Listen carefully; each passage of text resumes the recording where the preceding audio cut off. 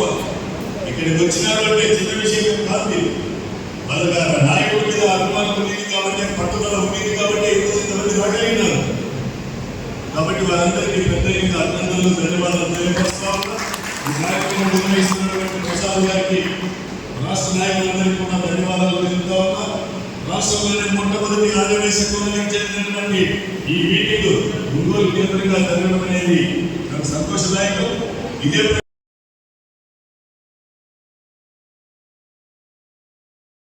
వచ్చి దుర్మార్గమైన పాలన నడుపుతున్నటువంటి ఈ సందర్భంలో ఈరోజు వైఎస్ఆర్ కాంగ్రెస్ పార్టీకి కరుడు పెట్టిన నాయకులుగా ఉన్నటువంటి వారు, కరుడు పెట్టిన అభిమానులుగా ఉన్నటువంటి వారు, రాష్ట్రానికి చెందినటువంటి ఎందరో ఈ పరిస్థితులను గమనించుకొని అభిమానం ఉన్నప్పటికీ వీరు చేసేటువంటి పాలకులు చేసేటువంటి దుర్మార్గాల్ని పట్టుకుంటమా లేదా అనేటువంటి ఒక భావనతోటి కార్యక్రమాలకు దూరంగా ఉంటుండే అటువంటి పరిస్థితుల్లో ఈ జిల్లాలో మిగిలిన ఏ కులాలు, ఎన్నో కులాలు ఉన్నప్పటికీ కూడా అందులో ఒకటో కుల ప్రాతిపదికన ప్రకారం పార్టీ నిర్మాణం కోసం మీటింగులు ఏర్పాటు చేస్తే వాటన్నిటినీ భయపడకుండా ఈ కార్యక్రమం ఏర్పాటు చేసినటువంటి సోదరుడు రూపం ప్రసాద్ గారికి, ఈ కార్యక్రమానికి వైఎస్ఆర్ కాంగ్రెస్ పార్టీ అధినాయకుడు మాజీ ముఖ్యమంత్రి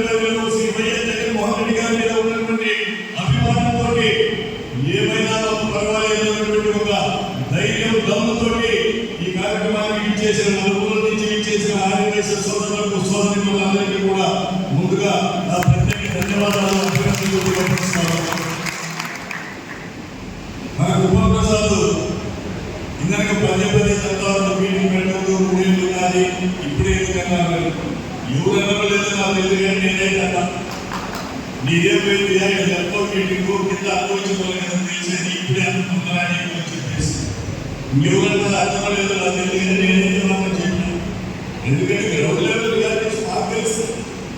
ఇక్కడ వచ్చిన వాళ్ళందరికీ పదే దమ్ముదైనటువంటి నిజంగా దమ్ముదై ఉంది కాబట్టి వచ్చిన వాళ్ళు రాజకీయ చైతన్యం ఉన్నటువంటి కులాలకు చెందిన వాళ్ళు రాలని ఈ పరిస్థితుల్లో ఇంతమంది జిల్లా నుంచి వచ్చిన చిన్న సబ్జెక్ట్ కాదు. వాళ్ళు వస్తున్నారని చెప్పేసేసి ఏదైనా ఒక చిన్న సమస్య ఉత్పన్నమైతే దుర్వినియోగం పరిస్థితిలో ఉన్నామా? ఎవరు చెప్పినారు అడగమని చెప్పండి. మున్సిపల్ చైర్మన్లు కానీ అదేవిధంగా వివిధ కార్పొరేషన్ చైర్మన్లు కానీ, దేవాలయాల ట్రస్ట్ బోర్డు సభ్యులుగా కానీ అనేక అవకాశాలు కల్పిస్తే ఇప్పుడు ఈ కూటమి ప్రభుత్వంలో ఏం చేస్తారండి? ఆర్యవైశ్యుల మీద దాడులు. ఇదే జిల్లాలో పొదిలి అవినాష్ అని చెప్పని ఆ కుర్రాడు వ్యాపారస్తుడు లారీ ఏదో రోడ్డు మీద పెట్టాడని చెప్పని వేమన్ అని చెప్పని ఒక ఎస్ఐ చితకబాదాడు అబ్బాయిని. ఆ అబ్బాయిని చితకబాదితే 4 రోజులు విఆర్కి పంపించి పొదిలి నుంచి మార్కాపురం ప్రమోషన్ ఇచ్చారు. పక్కన కావలిలో ఎవరైతే తెలుగుదేశానికి సంబంధించిన మార్కెట్ డైరెక్టర్ రోడ్డు మీద చితకబాది పడేస్తే ఏం చర్యలు ఉన్నాయండి అతని మీద? ఎక్కడైనా చర్యలు ఉన్నాయా? ఇక్కడ నాగాంజనేయులు అని చెప్పని పొట్టిసిన ట్రస్ట్ మీద పనిచేస్తుంటాడు. అతను ప్రశ్నించేందుకు ఎస్సీ ఎస్టీ కేసులా?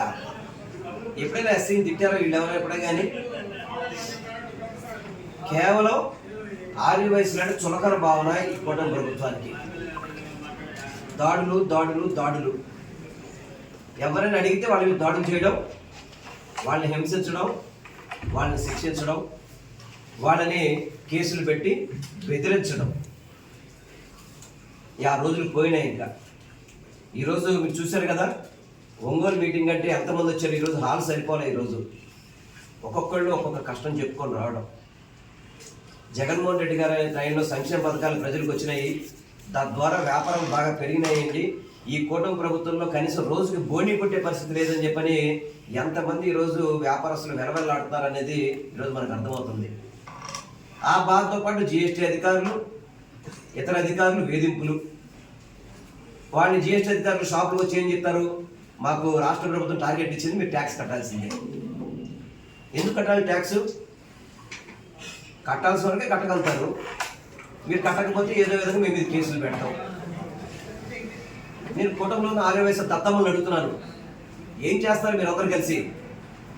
ఇంతమంది ఆర్యవైశ్యుల మీద దాడులు జరుగుతుంటే ఏం పీకుతున్నారా మీరు అందరు కలిసి? అంటే పొట్టి శ్రీనివాసరావు గారి విగ్రహానికేమో ఆర్యవైశ్యులు చందావేసి విగ్రహాలు కట్టాలా? అదే అమరావతిలో ఎన్టీ రామారావు విగ్రహం పెడతారంట. మన మంత్రి నారాయణ గారు చెప్పారు 17,000 కోట్లతో మేము ఎస్టిమేట్ చేస్తామని చెప్పని. అంటే పొట్టి శ్రీనివాసరావు గారు ఓన్లీ ఆర్యవైశ్యులకు మాత్రమే పనిచేశారా? ఈ రాష్ట్రం ఏర్పడటానికి ఆయన ప్రాణం ఇచ్చాడండి. దళితులు గుళ్ళోకి వెళ్తానికి ఉద్యమాలు చేశాడండి ఆయన. అటువంటి విగ్రహానికి ఆర్యవైశ్యుల దగ్గర గ్రామాల దగ్గరికి వెళ్ళి చందాలా? అడుక్కు 5,000, అంగుళానికి 5,000 డబ్బులని ఆర్యవైశ్యులు ఇవి చంద్రబాబును పవన్ కళ్యాణ్ వెళ్ళి షో చేస్తారా? అసలు ప్రొఫెసర్ నాగేశ్వరరావు గారు చేసిన తప్పు ఏంటండి? ప్రొఫెసర్ నాగేశ్వరరావు గారు చేసిన తప్పు ఏంటి అసలుకి? ఆయన ఒక విశ్లేషకుడిగా ఒక విశ్లేషణ చెబితే అతని మీద తప్పుడు కేసులు పెడతారా? అసలు ఎక్కడికి పోతున్నాం మనం? అసలుకి ఎక్కడికి పోతున్నాం అసలుకి? దీన్ని పూర్తిగా కూడా ఖండిస్తున్నాం. 100% వైఎస్ఆర్ కాంగ్రెస్ పార్టీ ఈ రాష్ట్రంలో ఎక్కడ ఆర్యవైశ్యులకు ఇబ్బంది పడినా కూడా మా వైఎస్ఆర్ కాంగ్రెస్ పార్టీ వాళ్ళకి అండగా ఉంటుంది. జిల్లా